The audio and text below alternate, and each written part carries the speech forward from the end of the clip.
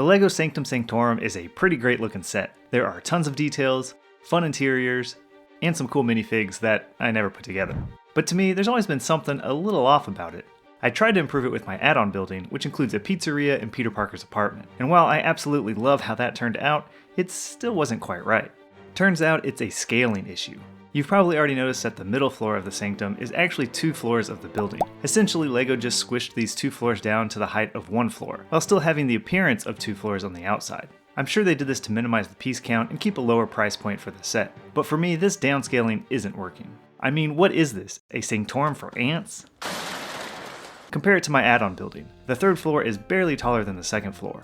Or look at it next to Assembly Square. The top of the 3rd floor is pretty much even with its 2nd floor.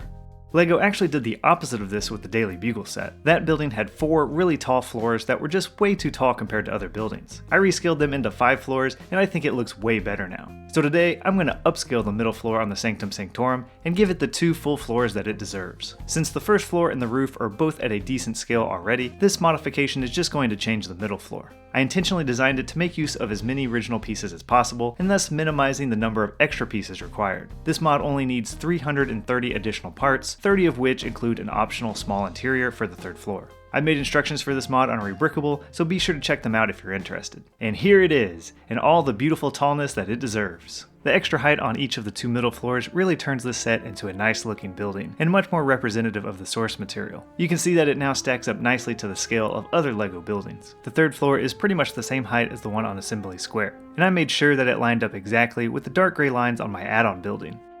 Another benefit to the Sanctum being taller is that I can have the Captain America billboard displayed again. Previously I had to flip it inside to fit with my add-on building. In addition to making the building taller, I was able to add a few details that were missing from the original version.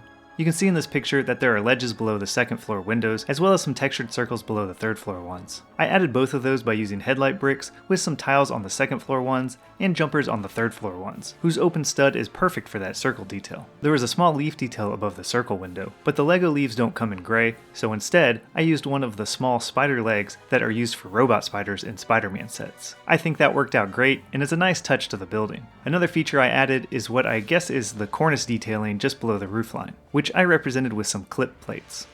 I left the middle 2 floors still attached as a single unit, just like it was before. Inside I added a small interior consisting of a balcony above the bookcase, along with a set of stairs running up to it, and I just moved the chairs, table, and lamp up here. It's simple and completely optional, but I think it helps fill the now taller interior, and you can remove it pretty easily if you need better access inside. I'm really happy with how this modification turned out, and I'm looking forward to the Sanctum no longer looking awkwardly short in my Lego city. But let me know what you think of it in the comments, or if you've done something similar to your set. Instructions are on Rebrickable if you like it, otherwise, I'll see you next time.